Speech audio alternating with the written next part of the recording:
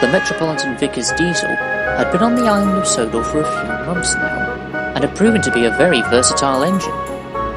He worked on Edward's branch line as a goods engine, but did help out with the passenger trains on a few occasions.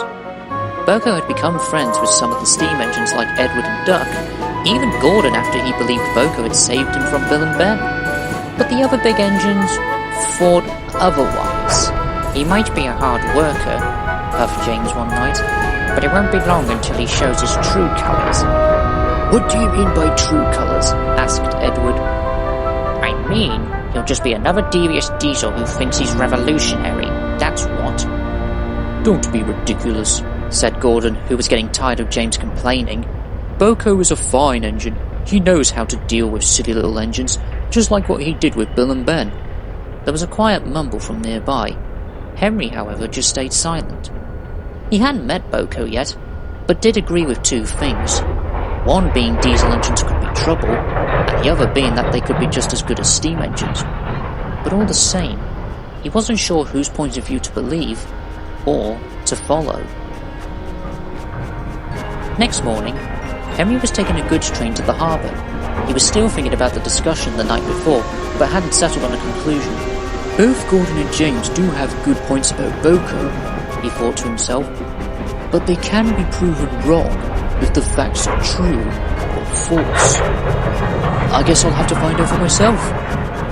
Henry arrived at Edward Station just before Gordon's Hill, in need of a banker, but the only engine available was none other than BoCo.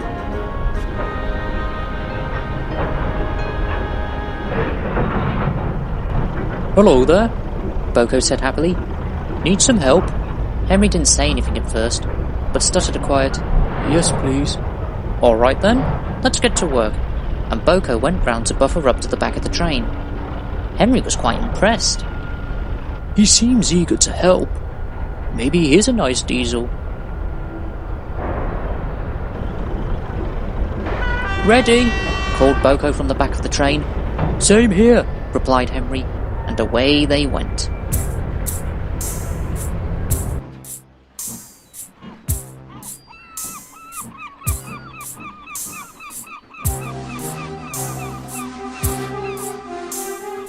Soon the two engines approached Gordon's Hill. Using everything they had, they charged up it.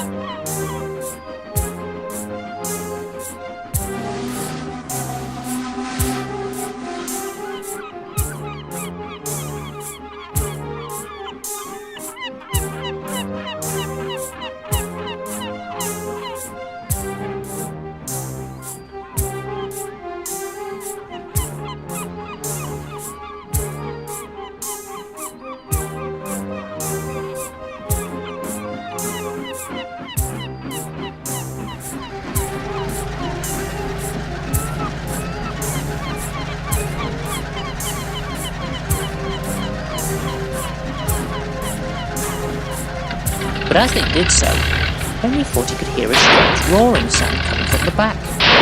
But that was quickly dropped when they reached the top of the hill. "Thank you, BoCo," whistled Henry, and BoCo hogged back as the big green engine continued on towards the harbour.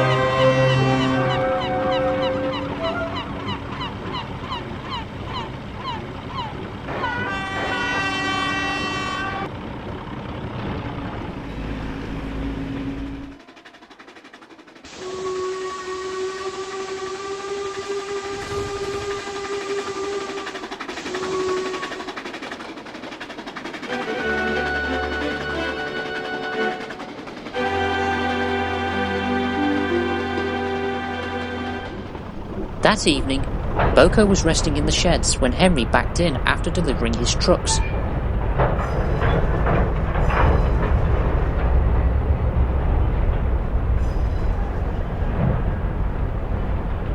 "Thank you again for helping me on the hill, BoCo," Henry puffed. "You're quite a strong engine." "That's all right, Henry," replied BoCo. "I'm just happy to be working with engines like you." Henry smiled, but then he remembered something. "When you were helping me, I heard a strange roaring sound coming from the back of my train. Did you hear it?" BoCo looked down at his buffers. "That was me," he admitted. "Many other members of my class have this problem, which resulted in us being withdrawn from service. The workmen tried to fix the problems, but to no success. Henry was surprised. I know how you feel, he sighed. When I was first built, I was a cross between two different engines. This resulted in me being a poor steamer with inadequate pulling power. Thankfully, the Fat controllers saw potential in me and had me rebuilt into the engine I am now. BoCo was amazed. It seems you and I have something in common, he said. We were both failed engines, but proved that we could be really useful. Oh yes indeed, replied Henry. I don't see what the other engines are complaining about. You are a nice diesel. And the two engines chatted all night long. Now Henry and BoCo are good friends. They often helped each other with jobs and chatted whenever they could. BoCo was especially pleased that he had gained a friendship with another one of the big engines. He did gain another with James eventually, but that wasn't until he had a rather buzzy incident. Did you hear about the new beehive on wheels? Asked Gordon one evening. I believe it was red, joked Henry. All the engines laughed a lot, while James just grunted in embarrassment.